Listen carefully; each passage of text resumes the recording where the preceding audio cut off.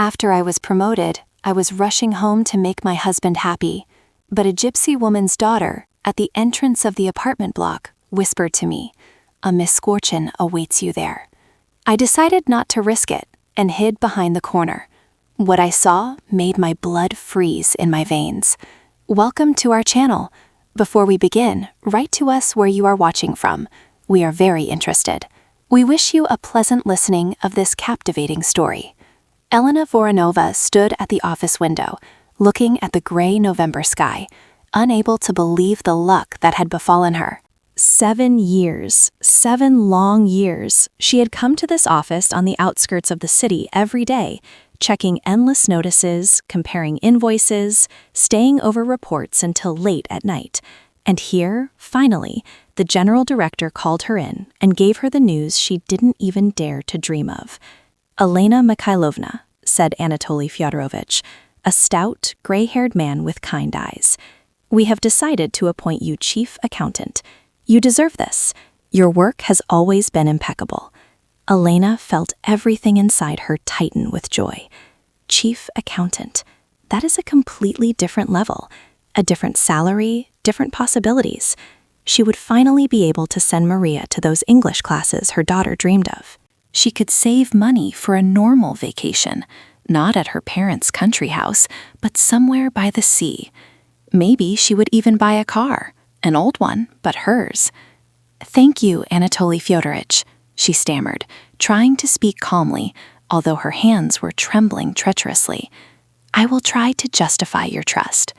"You have already justified it," the director smiled. "Go home, rest. From Monday, you will begin your new duties. By the way, the raise will be $25,000 to the salary. Plus, the quarterly bonuses will now be larger.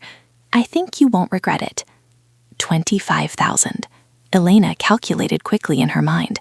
That is almost twice as much as now. God, how long had it been since she felt such relief? In recent years, they had lived on the edge. The salary went on rent, food, clothes for Maria. Igor also earned little, working as a manager in the supply department of the same company, but for 2 people it was enough only for the bare necessities. Now, everything will change. "Congratulations," the director repeated and extended his hand. Elena shook it, feeling her cheeks burning. She left the office, closed the door behind her, and only then exhaled. The corridor was empty. Only at the other end, one of the cleaning ladies was washing the floor. Elena leaned against the wall, closed her eyes, and allowed herself to smile. This is it. This is the thing she had worked hard for so many years.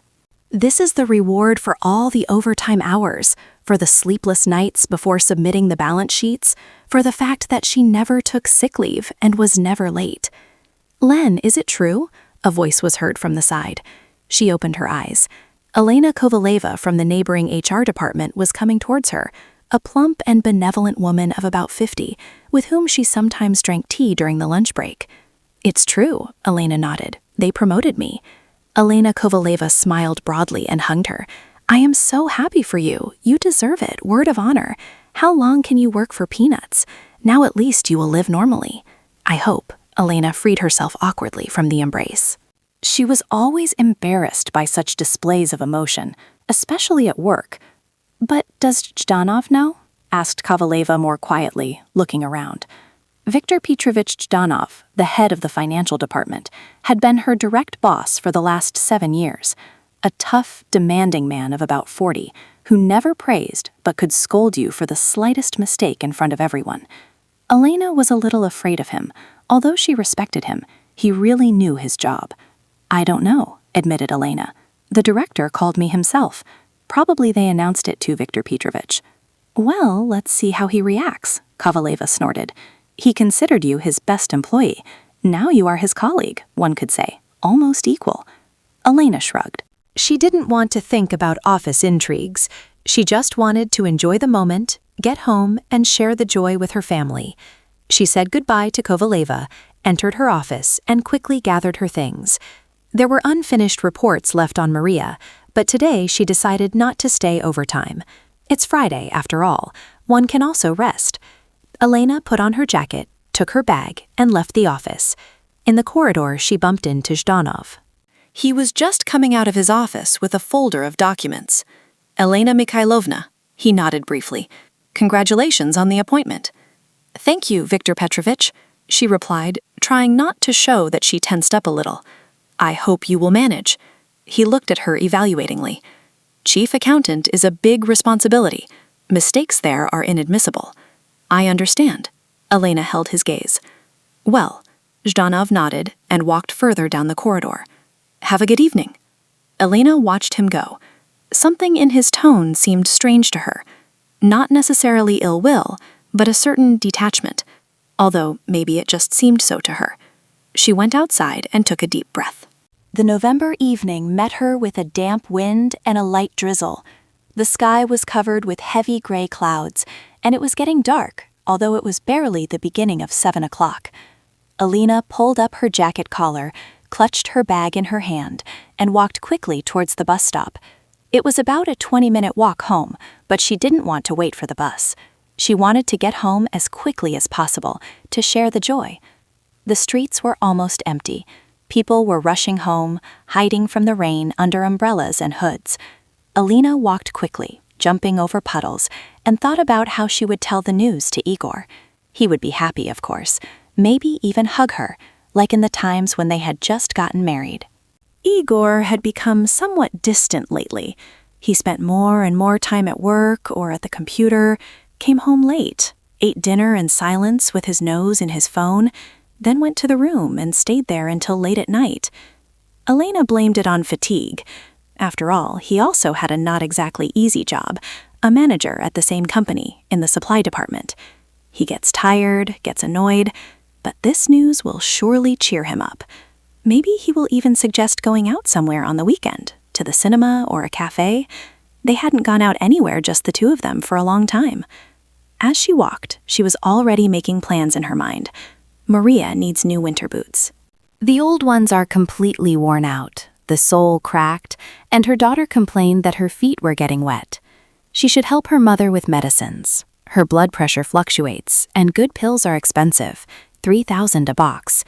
And finally buy herself a normal coat, not from a second-hand shop, but a new one. She approximated the figures, calculated how much they would add to her salary, and smiled. Everything will work out. The main thing is that finally stability appeared. Elena turned onto her street. The 5-story panel blocks stood in a row, gray and identical, with peeling plaster and faded balconies. Her stairwell was at the very end, the third one.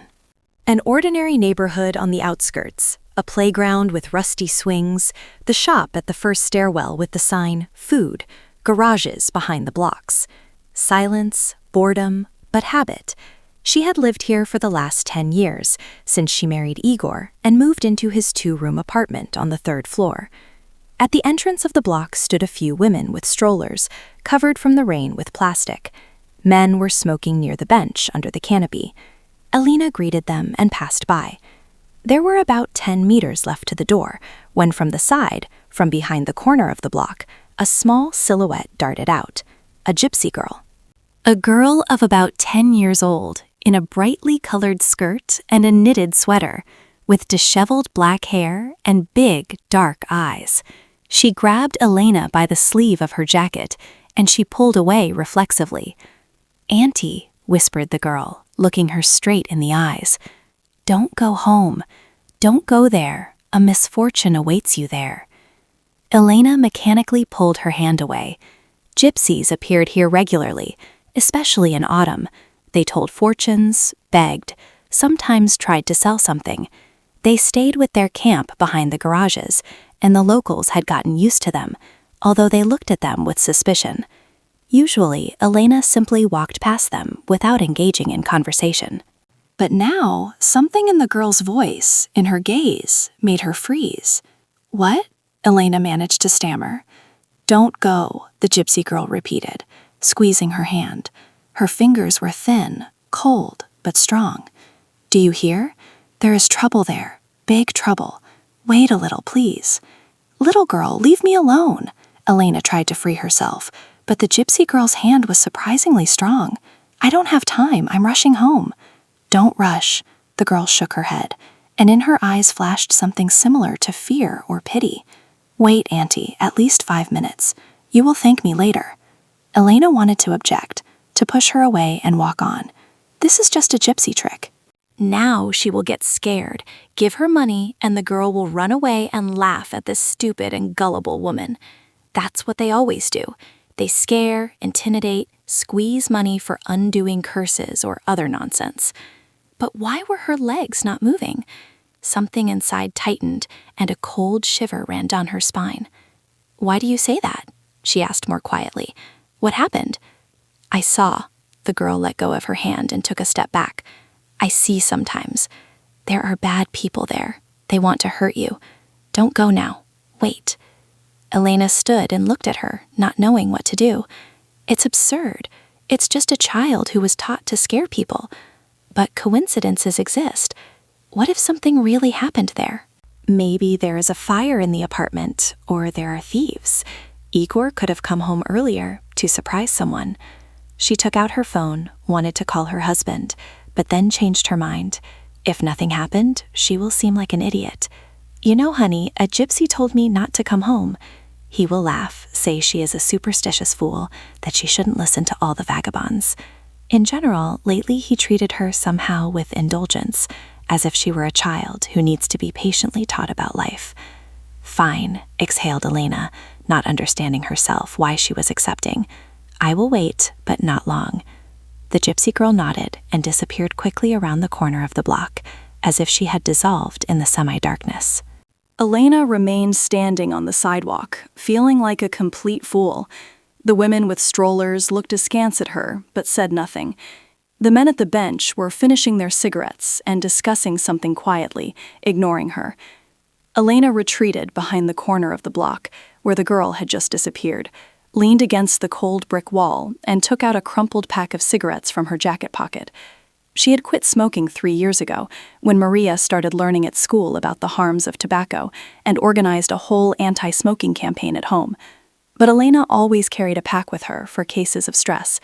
Here, too, her fingers reached for a cigarette on their own. She lit it, inhaled.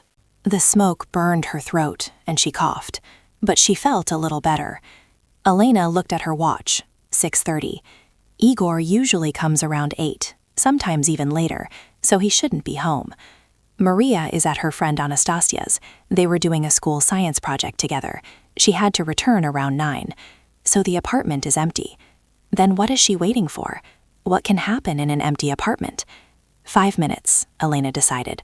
I'll stay 5 more minutes and go. Enough listening to all the fortune tellers.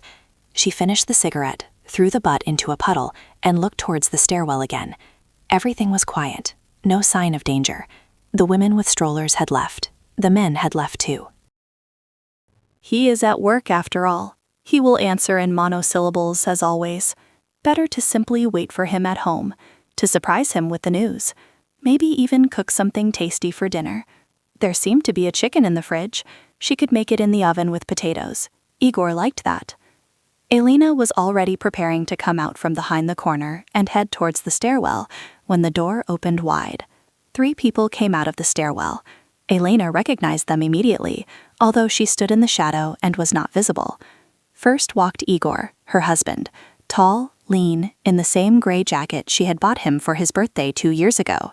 He was saying something, turning to those coming behind, and smiling. Elena hadn't seen him smiling like that in the last months, broadly, easily, as if he felt truly good. Next to him walked a young woman of about 25 years old, no more, slender, in a fashionable red jacket and tight jeans, with long blonde hair tied in a ponytail. She walked close to Igor, almost touching him with her shoulder, and she was smiling too. Elena didn't know her, had never seen her. And the group of 3 was completed by Viktor Petrovich Janov, her boss, the same one who an hour ago had dryly congratulated her on the promotion. He walked a little behind, with hands in his coat pockets, with a serious face. Elena froze behind the corner, pressing her back against the wall. Her heart was beating so hard that it seemed to be heard all over the street. What are they doing together? Why did Igor come out of their stairwell at 6:30 when he was supposed to be at work until 8? And who is this woman? They stopped at the entrance to the stairwell, and Elena heard their voices. Zhdanov was speaking, clearly, officially, like at a meeting. So, like this. On Monday, I call Elena and present the documents to her. I tell her that a shortage in the inventory was discovered, falsification in reports. I already have everything ready. The papers are done. She, of course, will deny it, but the evidence is on the table. And what if she doesn't believe it? That was Igor's voice. Elena is meticulous. She might start verifying. She won't get the chance. Zhdanov waved his hand dismissively. I will immediately involve the security service. I will say it is a serious violation, that the company has losses. The director trusts me. He listens to me. By noon, they will fire her according to the article in the labor code. Elena felt the ground slipping from under her feet. What? What falsification? What shortage? She had never taken a single penny, checked all reports 3 times, compared every figure. It is delirium. It is a misunderstanding. And then the position becomes vacant, continued Zhdanov. Igor, you have already been working in the company for 1 year. I will give you recommendations. Formally, you fit. The director won't object. I will propose your candidacy myself. I will say that you prove to be a reliable specialist. But where do we put Christina? Asked Igor, gesturing towards the blonde next to him. Christina will remain my secretary, replied Zhdanov. For now, then we'll see. The main thing is for everything to go smoothly. The blonde, so her name was Christina, giggled and took Igor by the arm. Igor, imagine, you will be chief accountant and I by your side. That's just what we wanted, isn't it? Igor leaned in and kissed her on the cheek, lightly, habitually. Elena covered her mouth with her hand, not to scream. Of course, my love, said Igor. Everything will be as we planned. And what next? Asked Christina, looking at Zhdanov. He said we have to take the child, too, to be sure. We take the child, nodded Zhdanov. Through court, Igor will ask for a divorce, will ask for total custody of the daughter, and Elena by then will be unemployed with a stained reputation. The court will be on the father's side. They will say the mother cannot support the child. There, excellent. Christina clung to Igor. I told you it would work out for us. You just got agitated. I didn't get agitated, mumbled Igor. Simply everything must be done correctly. Elena isn't stupid. She might sense something. She won't sense anything. Zhdanov lit a cigarette and inhaled. She already received the promotion. She thinks everything is fine. She doesn't even suspect that I forced her appointment to the director on purpose, so that later she would fall from higher up. When a person is on the rise, the fall is more painful. Elena stood as if rooted to the ground. Her hands were trembling so hard that the phone almost fell from her fingers. This couldn't be true. It is a nightmare, a dream, a delirium. Her husband? Her boss? They conspired. They want to destroy her life, take her daughter, leave her with nothing. And all this for what? For a position? For this Christina? So, how do we stand with the deadlines? Asked Igor, taking out his cigarettes. On Monday, we fire her, replied Zhdanov. On Tuesday, you file the divorce papers. In a week, we hire you for the position. The trial for the child will take about 2 months, but it's not serious. The main thing is that Elena doesn't manage to get a new job. I already spoke with the guys in our industry. No one will give her recommendations. Everywhere they will say she was fired for fraud. Who needs such an accountant? Viktor Petrovich, you are a genius. Christina looked with admiration at Zhdanov. I would never have thought of such a plan. Experience, little girl, experience, he grinned. I have been in this company for 20 years. I know how everything works. I have already warned who needs to be warned. The security service is on my side. The lawyers as well. The director is old. He doesn't have time to go into details. He will take my word for it. Igor took a drag from the cigarette and exhaled the smoke. But her mother, Valentina, can she interfere? Defend Elena? The old woman? Snorted Zhdanov. She has a pensioner with hypertension. What will she do? The main thing is that Elena doesn't run immediately to a lawyer, but she won't run. At first she will be in shock, then she will start looking for work, then she will come to her senses, but the time will have passed already. I hope. Igor threw the butt on the asphalt and crushed it. I'm tired of this life, of Elena, of her eternal complaints about money, of her mother who calls every week and asks for this or that. I want to live normally with Christina. Humanly. Christina kissed him on the lips, and Elena felt everything turning inside out within her. Nausea reached her throat. She clenched the wall so as not to fall. "Igor, we will be happy," whispered Christina. "You, me, and Maria. I will love her like my own child, I promise." "Maria is a normal girl," nodded Igor. "Smart. She loves me. Not like her mother. Elena, generally, has been somewhat obsessed lately. She only thinks about work. She comes home, doesn't even ask how I am. She has become cold." Elena bit her lip until it bled. Cold? She is cold? She prepared breakfast for him every day, cleaned the apartment, washed his clothes, educated her daughter. She worked 2 jobs to make ends meet, and he called her cold? "Okay, I have to go." Zhdanov looked at his watch. "We'll talk Monday morning. Igor, you come to work earlier, about 20 minutes earlier." "Stop by my place. I'll give you the final instructions. Christina, you too, be on alert. If Elena starts sniffing something out, report to me immediately." "Okay, Viktor Petrovich," nodded Christina. "And remember," Zhdanov looked severely at both of them, "no mistakes. Act naturally. Igor, at home everything is as before. No fights, no hints. Elena must suspect nothing until Monday. Understood?" "Understood," Igor nodded. "I know her. She is now flying with happiness because of the promotion. She won't even look in my direction." They stood a little longer, discussing some details that Elena no longer heard. There was a roaring in her ears. It was getting dark before her eyes. She pressed her forehead against the cold brick wall and closed her eyes. It was hard to breathe, as if someone was squeezing her throat. Igor, her Igor, Maria's father, the man she lived with for 10 years. He wanted to take her daughter, wanted to leave her with nothing, and all this for some secretary. When she opened her eyes, the 3 were already parting. Zhdanov got into his car, parked not far away, a black sedan that Elena had seen in the office parking lot. Igor and Christina left in another direction, towards the bus stop. They walked hugging, and Christina was chirping something, laughing. Igor was smiling. Elena stood behind the corner and watched them go. Something terrible was boiling inside, a mixture of pain, rage, despair.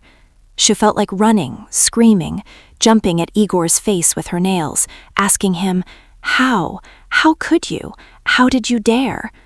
But she didn't move, just stood and watched them moving away, how Zhdanov's car started off, how Igor with Christina disappeared around the corner, and then she took out her phone. Her hands were trembling, her fingers were not obeying her, but she succeeded. She opened the voice recorder app, pressed record, and started to wait. They returned after 10 minutes. Elena heard their voices from afar. They stood again at the entrance of the block and spoke again. This time quieter, but Elena moved closer, hiding behind the cars parked along the road. She held the phone in her hand, pointed towards the stairwell. "The documents are already ready," Igor was saying. "I stopped by the lawyer today. He drew up everything. As soon as they fire Elena, I filed the divorce papers. The reason, incompatibility of character, and, well, her mental state. I will say she became nervous, snaps at the child." "But won't Maria say anything?" asked Christina. "If she tells her mom that you are bad, that you upset her." "No, I don't upset her," waved Igor. "Maria loves me. After all, I spend time with her, check her homework, we watch cartoons. Elena generally doesn't find time for her. She stays only at work. That's what I will say in court, too. The mother is busy with her career. She doesn't care about the daughter, and after the dismissal, generally she won't have any chance. Zhdanov says for sure he will succeed." In Christina's voice, uncertainty was heard. "Viktor Petrovich thought of everything," said Igor with confidence. "He has been in the company for 20 years, has connections everywhere. He was even the godfather to the general director's grandson. They are almost friends. What Viktor Petrovich says goes. And if Elena finds this shortage in the documents herself, she will understand she was framed." "She won't find it," laughed Igor. "She hasn't seen the papers Zhdanov prepared yet." He will present them to her only on Monday, and there are such figures, such fake signatures, she won't even be able to prove it's not her. The expertise will take a month, and by then everything will have been decided already. They will fire her, give the position to me, the trial for the child will pass. Done. Christina exhaled with relief. Listen, but how did you live in general so many years with her? After all, she is so plain, boring. Igor shrugged. In my youth, I fell in love. She was different then, cheerful, cute, and then she gave birth to Maria, gained weight, started walking around in housecoats. Always tired, eternally dissatisfied with something. I'm fed up. I want to live, you understand? Not to vegetate in this burrow, but to live. To travel, go to restaurants, to the sea. We will go, promised Christina. As soon as you get the position and divorce, we go somewhere. To Turkey, for example. To Turkey, to Egypt, wherever you want. Igor hugged her. The main thing is for everything to go smoothly. They stood a little longer, kissed, whispered something. Elena listened and recorded. Everything, every word, every vile detail of their plan. About the fake documents, about the setup with the shortage, about how Zhdanov agreed with the director, about the court that was supposed to take Maria away. When finally they parted, Christina left towards the bus stop. Igor returned to the stairwell. Elena stopped the recording, looked at the phone screen. 32 minutes. Everything was recorded. She hid the phone in her pocket and only then felt she was crying. Tears flowed down her cheeks, dripping onto her jacket. She wiped them with her hand, but they wouldn't stop. The little gypsy girl had been right. A misfortune awaited her, indeed, at home. But now Elena knew about it and knew what she had to do. Elena didn't go home. She stayed at the entrance of the block for another 10 minutes or so, trying to control the trembling of her hands and put her thoughts in order. Then she turned and walked away from home. Fast, almost running, without seeing the road. The main thing was to leave from there. Not to see that stairwell from which her husband came out with his mistress. Not to think about the fact that there, in the apartment on the 3rd floor, Igor is sitting now, probably on the sofa watching TV, as if nothing had happened. She reached the nearest bus stop and sat on the cold plastic bench. She took out her phone, looked at the recording. 32 minutes. The voices were heard clearly. The words could be distinguished. This was the proof. The only thing she had. Elena dialed her mother's number. Dialing tone. Once, twice. Hello, Elena. The tired voice of Valentina Ivanovna was heard. Mom. Elena swallowed the lump in her throat. Can I bring Maria to you today for the weekend? Of course, daughter. But what happened? You sound strange. Everything is normal, Mom. I simply have to resolve something. Tomorrow morning I'll bring her. Okay. In her mother's voice, worry was felt, but she didn't start prying. We are waiting for you. Elena hung up the phone and looked at her watch. 28 minutes to the hour. Maria is still at her friend's. She will return around 9. Igor is home. She has to endure until morning, pretend nothing happened, that she doesn't know, didn't see, didn't hear. She got up from the bench and started slowly back towards home. On the way, she went into the store, bought chicken, potatoes, sour cream. She will cook dinner. An ordinary evening. An ordinary Friday. When she entered the apartment, Igor was indeed sitting on the sofa in front of the TV. He turned, nodded to her, and immersed himself again in the screen, where an action movie was playing. Hi, he said indifferently. Where have you been? At the store. Elena went into the kitchen, trying not to look at him. I'm going to make dinner. Come on, Igor yawned. I'm hungry. Elena started cutting the chicken in silence. Her hands moved automatically. Cutting, peeling, washing. Only one thought was spinning in her head. How can he? How can he sit here, watch TV, ask for dinner, knowing that in 3 days he will destroy her life? Knowing that he wants to take Maria away. She almost cut herself with the knife when he approached from behind and looked into the pot. With potatoes? Asked Igor. Normal. We haven't eaten that in a long time. Uh-huh. Elena turned to the sink.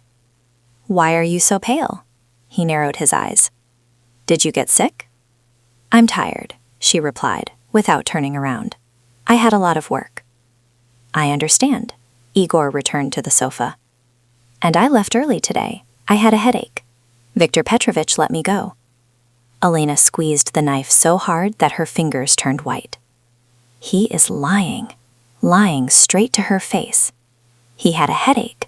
They let him go from work, but he, half an hour ago, was hugging his mistress at the stairwell of the block and planning how to destroy his wife. Aha, she muttered. Rest then. She finished cooking dinner in complete silence, set the table, and called Igor. They ate in silence, backpack on her shoulders. Mom, Dad, hi. She threw her shoes in the hallway and ran into the kitchen. We did such a cool project about the cosmos. Anastasia drew the planets, and I wrote the report. Tomorrow we present it. Well done. Elena hugged her daughter and pressed her to her chest. Maria smelled of children's shampoo and some sweets. My smart girl. Mom, what's wrong with you? The girl broke away and looked at her with surprise. Did something happen? No, everything is fine. Elena stroked her head. I just missed you. Listen, do you want to go to Grandma's tomorrow? For the weekend at Grandma Valentina's. Maria was happy. I want to. She promised she'd make me cabbage pies. Well, look, you are going. Elena forced a smile. In the morning you get ready, I'll take you, and Dad will go. Maria looked at Igor.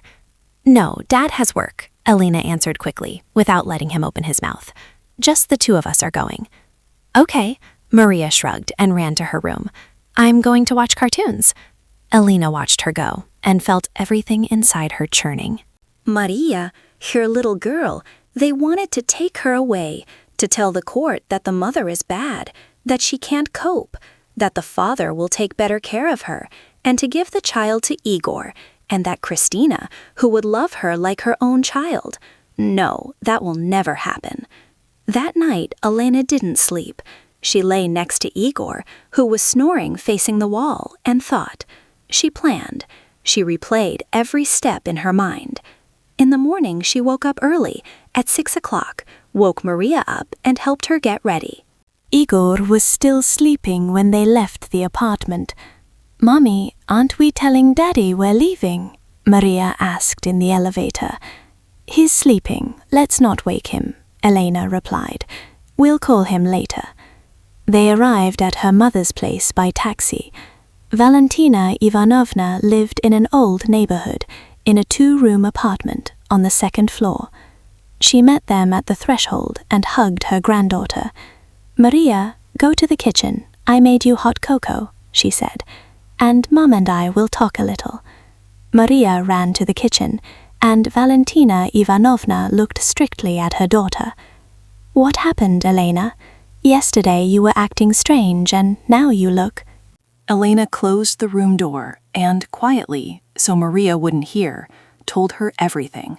About the promotion, about the gypsy woman at the entrance, about Igor with his mistress, and Shtanov, about the plan they were plotting, about the recording on the phone. Valentina Ivanovna listened, and her face turned white. When Elena finished, her mother was silent for a few seconds, then slowly sat down on a chair. My God, she whispered. Igor. I didn't think he was capable of such a thing. He always seemed quiet, calm. I didn't think so either. Elena took out her phone and showed her the recording. But it's all true, Mom. They want to take my child. To destroy me. Scoundrels. Valentina Ivanovna clenched her fists. What are you planning to do? I don't know, Elena admitted. I need a lawyer, a good lawyer, but I don't even know who to go to. Wait. Her mother got up and went to an old dresser. She rummaged in a drawer and took out a worn notebook. Do you remember Marina Komarova? She was in your class. She became a lawyer. She handles family cases, divorces, custody. I consulted with her 1 year ago when your father started dividing the apartment. A smart, capable woman, Marina Komarova. Elena remembered a tall, serious girl with pigtails who always sat in the first row. Is she here, in the city? Yes, she has an office in the center. Here is the phone number. Her mother copied the number onto a sheet of paper and handed it to her daughter. Call her. Tell her everything. She will help you. Elena took the paper with trembling fingers. Thank you, Mom. Just be careful. Valentina Ivanovna looked strictly at her. Not a word to Igor. Act as usual. Don't show that you know. Otherwise, they will change the plan and you won't prove anything. I understand. Elena nodded. Mom, can Maria stay with you until I solve everything? Of course, her mother hugged her. You stay too, if you want. No, Elena shook her head. I have to go back home. Igor mustn't suspect anything. She spent 1 hour with Maria, helped her arrange her things, played a board game, then said goodbye, promising to stop by tomorrow, and left. On the way, she dialed Marina Komarova's number. Tones. 5, 6. Elena already wanted to hang up when she heard a calm female voice. Marina Komarova, I'm listening. Marina, hi. Elena stuttered. It's Elena Voronova. We were schoolmates. Elena. Surprise was felt in the voice. Sure, I remember. What happened? I need help. Elena swallowed hard. Legal. Urgent. It's about a divorce and a setup at work. Pause. Then, come today. I have a window at 2 o'clock. Do you know the address? Mom gave it to me. Perfect. Come and bring all the documents you have, and the recording if you have it. Show me everything. Thank you, Marina. Don't mention it. See you soon. Elena hung up and leaned back against the taxi seat. For the first time in the last 24 hours, she felt she could breathe. She had a plan, she had a lawyer, she had evidence. Now the important thing was not to fail. At 2 o'clock, Elena stood at the door of the law office on the 3rd floor of an old brick building in the city center. The plaque on the door read, Komarova Law Office, Family Law, Consultations by Appointment. Elena pushed the door and entered. A not very large office, bright and clean, with bookshelves along the walls and a large desk near the window. At the table sat a woman of about 38 years old, in a severe gray suit, with short dark hair and attentive gray eyes. Marina Komarova. She had hardly changed since they last saw each other at the graduation banquet. The same clear features, the same direct gaze. Elena, Marina stood up and extended her hand. Come in, take a seat. Elena shook the extended hand and sat in the armchair in front of the desk. Marina sat opposite, clasped her hands on the table and looked at her scrutinizingly. Tell me, in order. Take your time. And Elena told everything, from beginning to end. About the promotion? About the gypsy woman? About Igor and Christina? About Zhdanov and his plan? About the recording she made? About the fact that they wanted to take Maria away from her? Marina listened silently, without interrupting, only sometimes nodding or making notes in her agenda. When Elena finished, the lawyer held out her hand. Let me listen to the recording. Elena took out her phone and played the recording. Marina put on her headphones and listened. 32 minutes. Her face remained impassive, but something resembling anger glinted in her eyes. When the recording finished, Marina took off her headphones and looked at Elena. Do you have proof of your integrity at work? Reports, recommendations, thank you notes? Yes, Elena nodded. I have all the documents at home. I always made copies for myself, just in case. Excellent. Marina opened her agenda. So we do this. Tomorrow is Sunday. We do nothing. Monday morning, before you go to work, you bring me all the documents. I study them, draft a complaint. Then we go together to the security department of your company. Not to Zhdanov, not to the director. Directly to security, to the head of the service. What is his name? Sergei Anatolyevich Krylov, Elena replied. He has been working for a long time. Everyone respects him. Good. We go to Krylov. We present the recording and all your documents. We explain the situation. We request a verification. According to the law, the security service is obliged to conduct an internal investigation in the case of such serious accusations. They will check all the documents that Zhdanov prepared against you. They will find inconsistencies, and there will be some, believe me. And if they don't find them? Elena felt her throat tighten. What if he falsified everything too well? Forgeries are always visible upon detailed verification. Marina shook her head. Graphological expertise, analysis of document flow, verification of financial operations. Zhdanov didn't have time to build everything perfectly. He counted on surprise and authority. But now we have the recording. That changes everything. But Igor? Asked Elena quietly. The divorce? We deal with the divorce immediately after we solve the work issue. Marina made another note. You file first. Even today, if you want, we can draft the petition. Reason, infidelity, confirmed by evidence. We have the recording where he admits the relationship with Christina himself, plus their plan to take the child through the court. That will play against him. The court is always on the side of the good faith parent. And what if he manages to do it first? Elena gripped the arms of the armchair. If he files before me? He won't succeed. Marina looked at her calmly. We file the documents today, electronically, through the system. By Monday, they will already be registered. When Igor tries to file his, they will refuse him. The case is already open. Elena exhaled. Marina, I don't know how to thank you. It's too early for thanks. The lawyer smiled for the first time during the meeting. There is still a lot of work, but the important thing is that we have evidence and time. They don't expect you to know. That is our advantage. They spent another 2 hours in the office. Marina drafted the divorce petition, asked Elena in detail about her work, about Zhdanov, about Igor, about Christina. She noted names, positions, dates, made the action plan for Monday. When Elena left the office, it was already dark. She got into a minibus and went home. On the way, she called Igor. Hello, he answered irritably. Where are you wandering? It's already 9 o'clock. I was at Mom's, Elena lied quietly. Maria stayed there. Mom asked me to help her with the renovation. I'm coming soon. Fine. Igor slammed the receiver down. Elena arrived home at 9:30. Igor was sitting in the kitchen with his laptop, typing something. When she entered, he didn't even raise his head. Dinner is in the fridge, she threw at him. Heat it up if you're hungry. Uh-huh, he muttered. Elena went into the bathroom, stood for a long time under the hot shower, then went to bed and stared at the ceiling. Tomorrow is Sunday, the last quiet day before the storm. And on Monday, the war begins. But now she knew she wasn't alone. She had evidence, she had a lawyer, she had a chance, and she wasn't going to miss it. Sunday passed in tense waiting. Elena spent the day at home, pretending to be busy with household chores. Igor went somewhere in the morning, saying he was going to friends, and returned only in the evening. She didn't ask him where he had been, didn't call him, simply waited. In the evening, Maria called. Mommy, when are you picking me up? Asked the little girl. Grandma Valentina made pies, but I miss you already. Soon, sunshine. Elena smiled, although her soul felt heavy. Stay a little longer at Grandma's. Okay, I'll come as soon as I can. Okay, Maria didn't insist. Mommy, but why doesn't Daddy call? I wrote to him twice. He doesn't answer.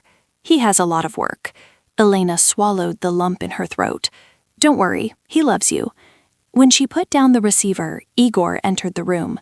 Who is it? He asked. Maria, Elena replied, without raising her head.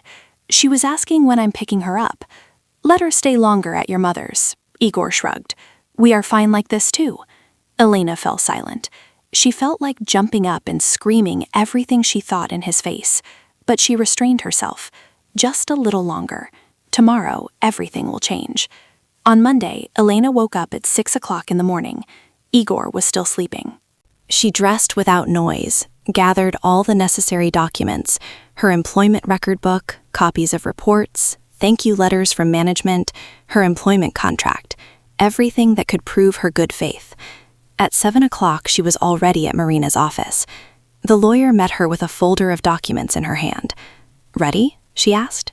Ready, Elena nodded. They left for the company headquarters. On the way, Marina instructed her once more. The main thing is calmness. We go to Krylov, explain the situation, let him listen to the recording, show the documents. The rest is his job. You fear nothing. You are the victim. Remember that. At 8 o'clock in the morning, they entered the company building. Elena led Marina to the office of the head of security.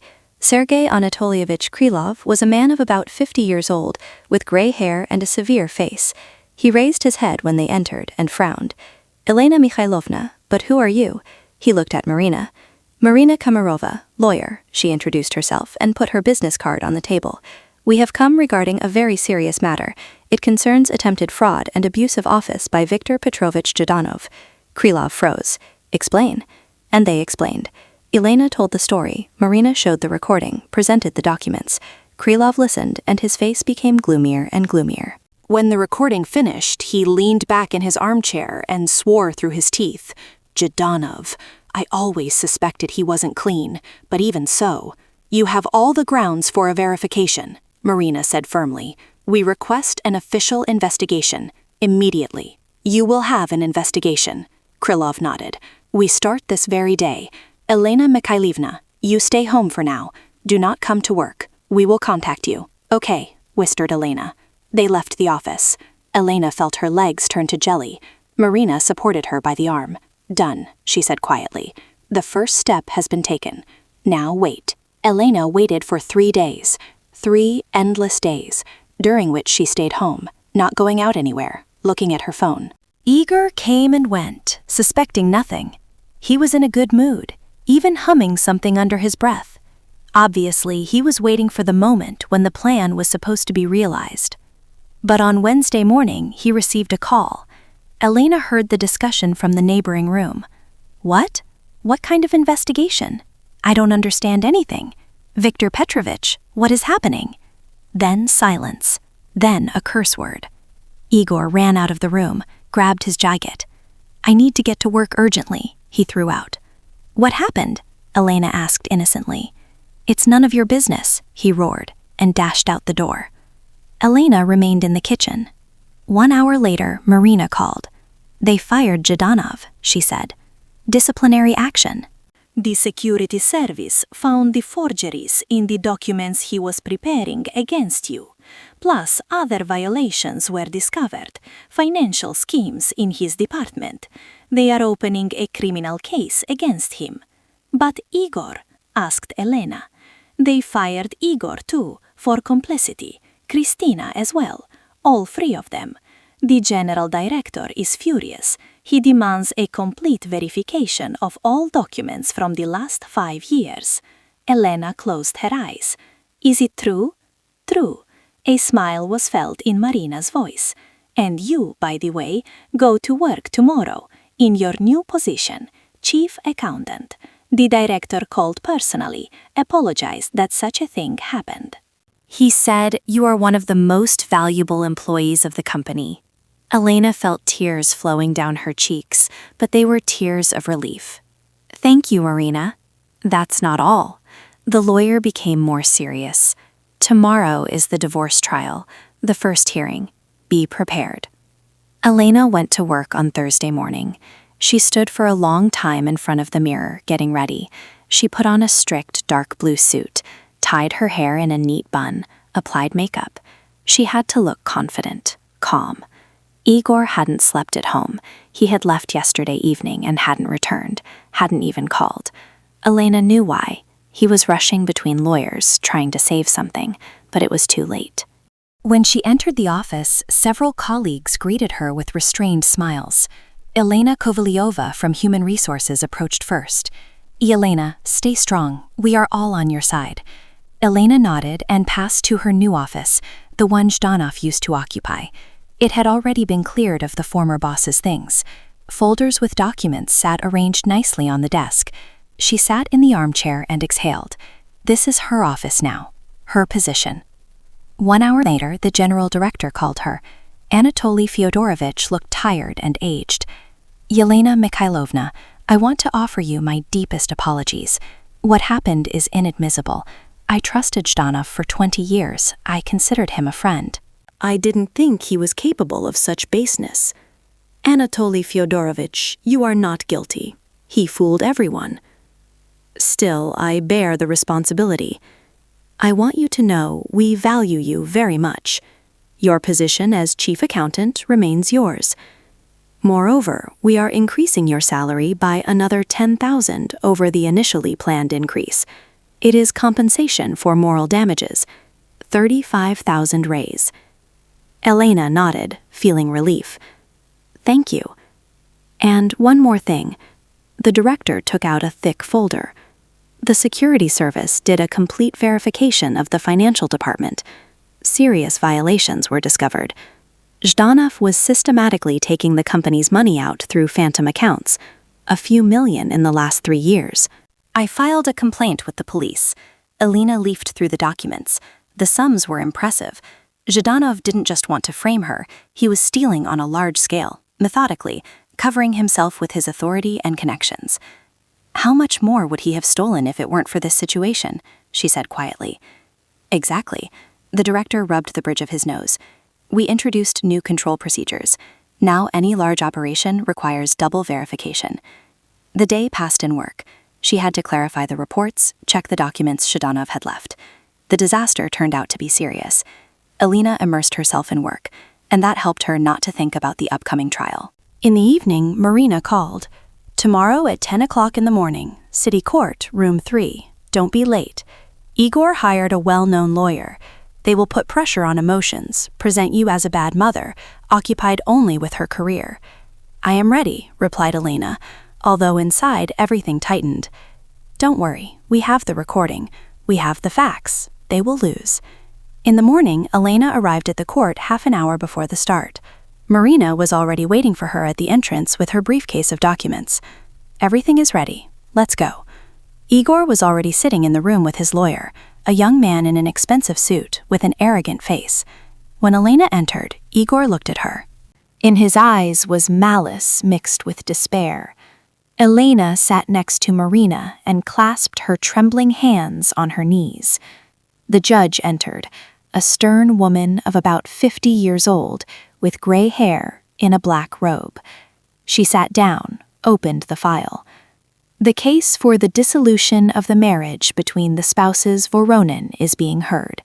Plaintiff, Voronova Elena Mikhailovna. Defendant, Voronin Igor Sergeyevich. Let's begin. Marina stood up first. She clearly exposed the circumstances. The 10-year marriage, Igor's infidelity, the plan of 3 people to take the child by falsifying documents, Elena's dismissal, and the custody lawsuit. She presented the recording. The judge put on her headphones. 32 minutes. There was silence in the room. When the recording finished, the judge took off her headphones and looked long at Igor. His lawyer turned pale. "Does the defendant have anything to say?" asked the judge. Igor's lawyer stood up. "Your Honor, my client admits the fact of marital infidelity. However, he has always been a good father and has the right to joint custody." "On what basis?" Marina stood up. "On the basis that he planned to take the child using false accusations. He participated in a criminal plot." "A criminal case against him has not been opened," the lawyer objected. "It hasn't been opened yet," Marina replied calmly. "But the investigation continues, and the recording is direct proof of his intentions." The judge banged the gavel. Silence. "Mr. Voronin, stand up. Did you really plan to take the child using your wife's dismissal?" Igor stood up slowly, holding on to the bench. "Yes, but I wanted what's best for my daughter. Elena is always at work. She doesn't have time to take care of the child. I thought Maria would be better off with me. And with the mistress, who was supposed to replace the mother," the judge added dryly. Igor clenched his jaw. The door of the room opened suddenly. Christina burst in, pale, with red eyes, in a wrinkled jacket. "Wait, I want to speak too. I would have loved Maria, better than her mother." "Remove this woman," Marina stood up abruptly. "She is not a party to the trial." The guard removed the screaming Christina. The door closed. "Let's continue." The judge looked at Igor. "Sit down. Do you realize that you caused serious damage to your wife? You participated in a plot to deprive her of her job, reputation, and child?" Igor clenched his fists. "I simply wanted to be free. I got tired of this marriage, of her, of the constant discussions about money. I wanted another life." "Then you should have divorced in a civilized manner," the judge leafed through the documents. "Not organized this. I pronounce the judgment. The marriage is dissolved. total custody of the daughter remains with the mother, Elena Mikhailovna. The father has the right to visits once a week, on Saturdays, no more than 4 hours, in the presence of the mother. Alimony, 1/4 of all income. The apartment was purchased by the plaintiff before the marriage. It is not subject to division. The defendant is obliged to vacate the living space within 10 days. Igor jumped to his feet. It's unfair. I lived there for 10 years. You lived there by the goodwill of your wife. The judge looked coldly, and then you decided to destroy her life. Consider yourself lucky that a criminal case hasn't been opened against you. Yet. The session is closed. She banged the gavel and left. Elena sat motionless. Is it true? She won. Congratulations, Marina smiled. It's all over. You are free. Igor and his lawyer left the room. He walked hunched over, without raising his head. Didn't even look at her. Elena felt relief and emptiness. 10 years ended. But now she knew the truth and was free. 4 months passed. Spring came into its own. The city bloomed with greenery and flowers. Elena got used to the new life without Igor, without the constant tension. She and Maria became closer. In the first weeks, the daughter suffered heavily because of the divorce, cried, asked why dad doesn't live with them anymore. Elena explained to her, without going into details, that adults sometimes cannot live together. Gradually, Maria accepted the new reality. Igor came on Saturdays, took her for a few hours. The meetings proceeded tensely, but without conflicts. Work was going well. Elena coped with the duties of chief accountant, brought order to the department. Colleagues respected her. The director praised her. From the raise, she bought Maria a new computer for school, and for herself, good shoes and a coat. She helped her mother with medicines. For the first time, savings appeared. Elena felt stability and peace. On a Saturday, at the beginning of April, Elena was coming from the store. Maria had stayed home to do her project for school. The day was sunny, warm. It smelled of spring. Elena turned onto her street and froze. At the entrance of the block stood a small, familiar silhouette, in a colorful skirt. The gypsy girl Rosa, the little girl who had warned her on that November evening. Elena approached. Rosa turned and smiled. Hello, Auntie. Hello, Rosa. Elena put the bags down and sat next to her. I remember you. You saved me. I saw that you are kind, so I helped you. Elena took out her wallet and handed the little girl all the money, 3,000 rubles. Take this, please. You really saved my life. Rosa took the banknotes and hid them in her pocket. Thank you, Auntie. Are you well now? Yes, Elena smiled through tears. Everything is good. I'm working. The little girl is with me. We are happy. I'm glad. The little girl nodded seriously. Take care of her. She will grow up a good person. I promise, whispered Elena. Rosa waved goodbye and left. Elena watched until the small silhouette disappeared around the corner. She stood up, took the bags, and went home. She went up to the 3rd floor, opened the door. Maria was sitting at the table with the textbook. Mommy, hi. Look, I almost finished the project. Elena hugged her daughter and held her tight to her chest. An ordinary day, an ordinary life, but so precious. In the evening, when Maria went to bed, Elena went out on the balcony. She stood, looking at the city lights. She remembered that November evening when she was returning from work happy with the news about the promotion. She remembered the gypsy girl at the entrance, her warning. She remembered how she stood around the corner and listened to how the 3 of them planned to destroy her life. And she remembered how she found the strength in herself not to give in, how she recorded their discussion, how she went to the lawyer, how she fought and won. Elena smiled and returned to the apartment. Tomorrow will be a new day, new tasks, new plans, but she will manage. She managed that nightmare, after all. It means she will manage further on too. She will manage everything, because she is strong, because she has something to live for, because Maria is by her side, her daughter, her meaning, and that was the most important thing. Thank you for listening to the story. Excuse the mistakes. Write in the comments what you think. If you liked it, subscribe to the channel.